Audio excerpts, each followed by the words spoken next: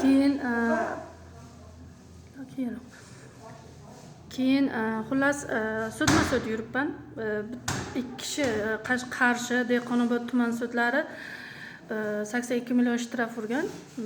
Kambag'allik registratsiyaga turmas ekanman kredit olganim uchun. 10 million kredit olganman. Nafaqa olmayman, aliment olmayman. Oyiga 660 ming to'lab boryapman.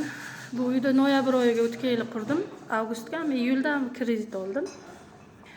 Xullas kunlik pulimni topib 660 ming kreditni ham yopyapman.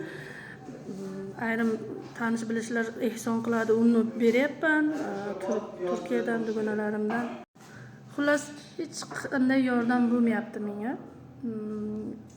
Keyin kadastrchilar, Dehqonobod kadastr bo'limi boshlig'i bo'lsa, Arslon aka degani, buzamiz deb g'uzor sudiga yuborgan. Men sudma-sud yuribman. Ya'ni bilmayman. Allohdan faqat uyim buzishmasin deb so'rayman. Men mehnat qilib, boyagi tirnoqlarim bilan yiqqan terganlarimni yemay ichmay topgan pulimni, bir xonali uyimni buzmasin deb iltimos qilaman. Endi prezidentga murojaat qilish uchun dokument, bir qog'ozingizni kompyuterdan chiqarish uchun 100 ming.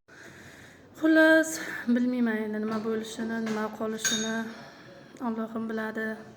Xudoyim prokurorlarimizga, tuman hokimimizga insof bersin. Prezidentga murojaat qilishga sal mablag'im yetmay yotibdi. Endi bilmadim. Alloh menga yordamchi bo'lsin.